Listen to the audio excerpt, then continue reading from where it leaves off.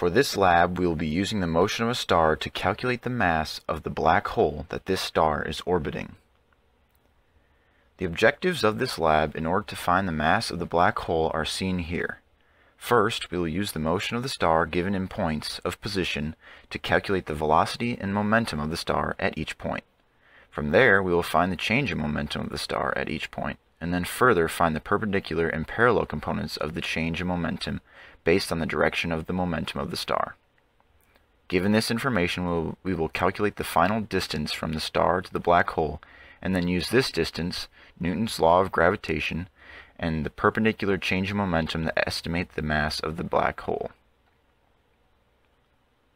The code for the computational model needs to be accurate based on the location of the star and the location of the black hole, and therefore the black hole and the star were scaled to a size in which we can see, and the black hole's position was put into the code.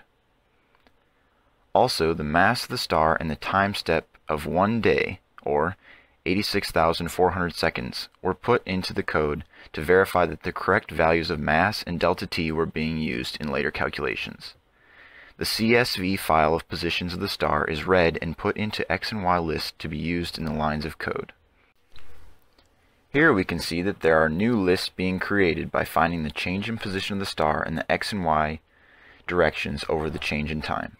The X and Y velocities of the star are found here using this loop.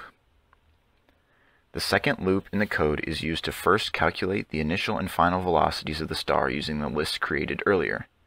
After this is found, momentum can be found by multiplying the star's mass with the initial and final velocities of the star. In order to understand the rest of the code, we will need to understand the physics.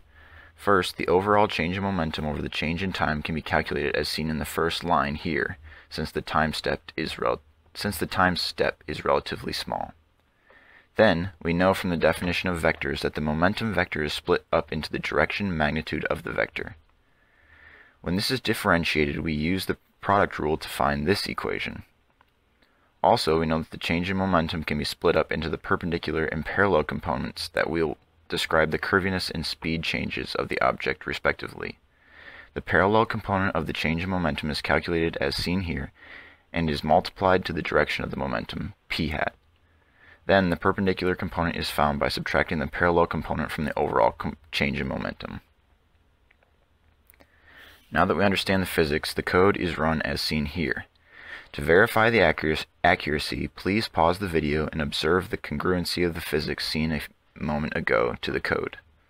The momentum principle has told us that the change in momentum over time is equal to the net force on an object, and therefore we see that the code will once again verify this. Still in the same loop, the code here creates the arrows to scale with the perpendicular, parallel, and total net force acting on the object. After this long loop is complete, the code will now calculate the distance r from the position of the black hole to the final position of the star. This will be used to then calculate the mass of the black hole based on Newton's law of gravitation. The reasoning and explanation of the last lines of code are set out here to make it easier to interpret. The r value is calculated using the distance formula, and the mass of the black hole is found by manipulating Newton's law of gravitation. The code shows that the motion of the star moves in this close to circular orbit with very little variation in magnitude for the parallel component net force, which is shown in black. The yellow arrow signifies the total net force on the star, and the blue arrow is the net force on the star in the perpendicular direction to the direction of momentum.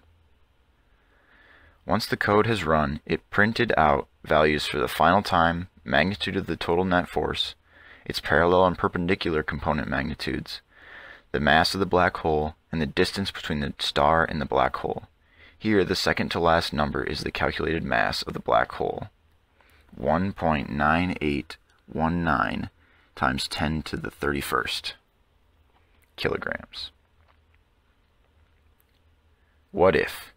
Imagine the black hole whose mass you found was removed, and a different black hole was placed in the same location.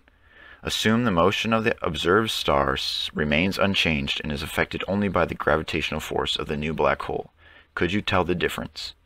In other words, is it possible for you to find a value for the mass of the new black hole that is different from the mass you found for the original one?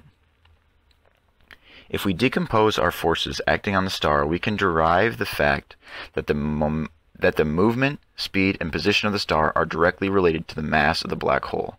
So therefore, if the mass changes, the motion will have to change. If you are interested in the decomposition, please pause the video and look over this slide.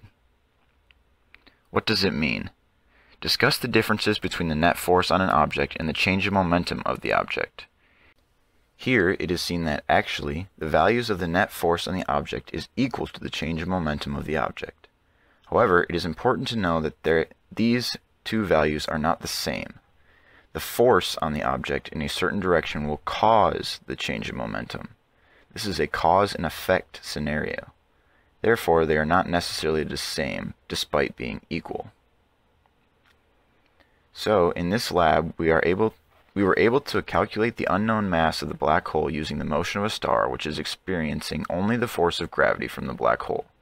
Using this data, we were successfully able to show how the force acting on a star caused a change in momentum for the star, and how this change in momentum could help to find the mass of the black hole.